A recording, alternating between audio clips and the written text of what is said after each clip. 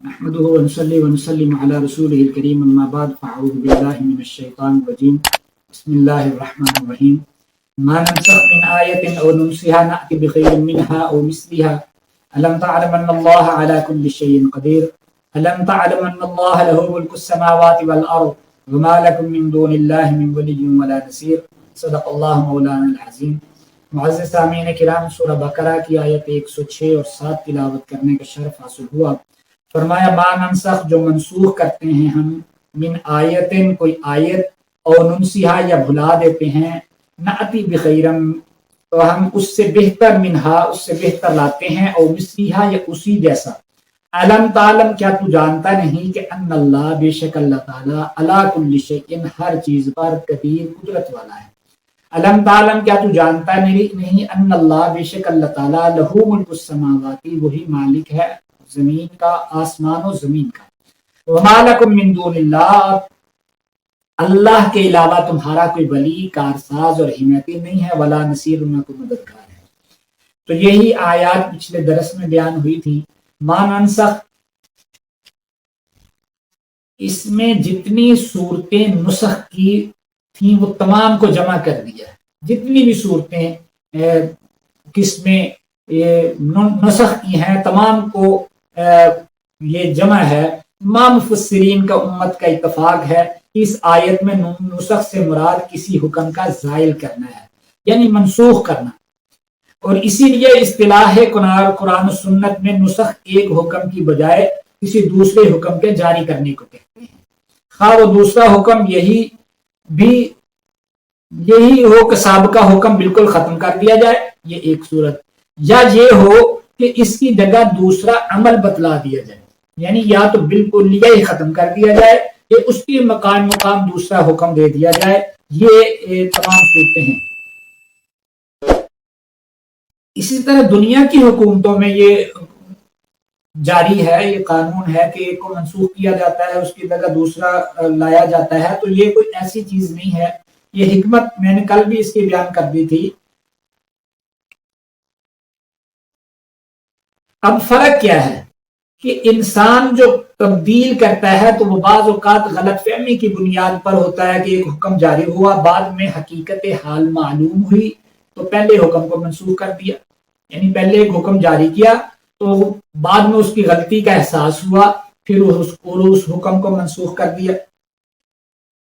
یا بعض اوقات ایک حکم نافذ کیا جاتا ہے، اس کے پیش آمدہ حالات کا پتہ نہیں چلتا، وہ تبدیل ہوتے ہیں تو اس لیے تبدیل کرنا پڑتا ہے، معال کار کا پتہ نہیں ہوتا۔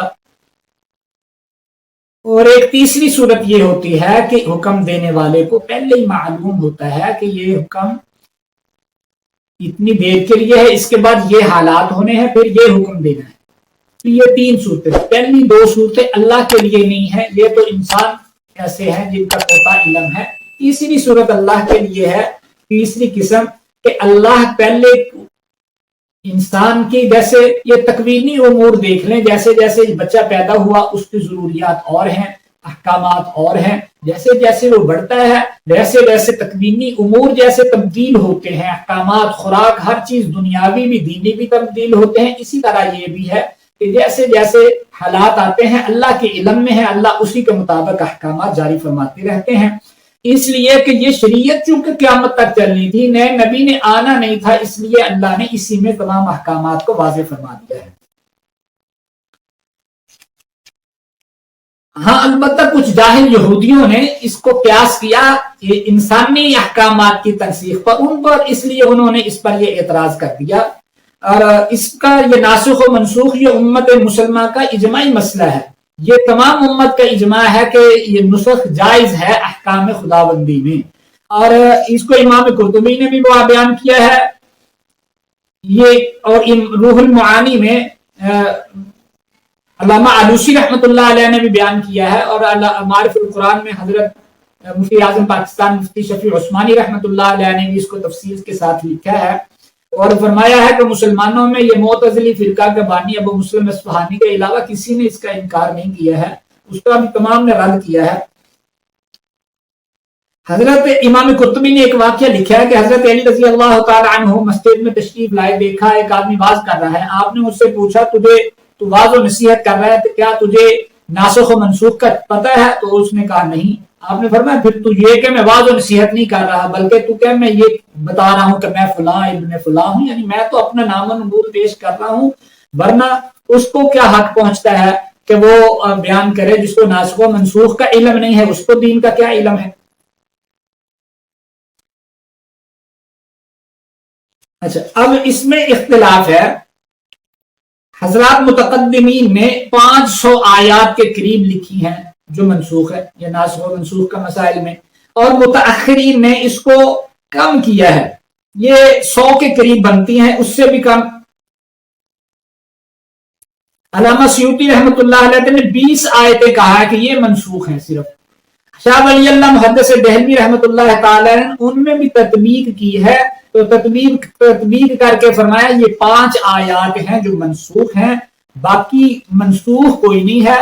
ہاں تطبیق ہو سکتی ہے سمجھنے میں یہ کہ یہ مجمل ہے، یہاں تفصیل ہوئی ہے، یہ نہیں ہے کہ پہلا حکم منسوخ ہو گیا ہے، تلاوت منسوخ ہو گئی، ایسا نہیں ہے.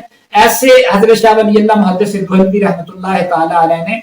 باقی یہ کہ یہ صحابہ کرام، تابعین، 1400 برس کے علماء متقدمین و متاخرین یہ تمام اس بات پر متفق ہیں کہ یہ احکام خداوندی میں نسخ یہ جائز ہے، اور جو نسخ ہوتا ہے اگر اللہ نے فرمایا الم تعلم ان اللہ لہ ملک السماوات والارض، کہ اللہ جانتے ہیں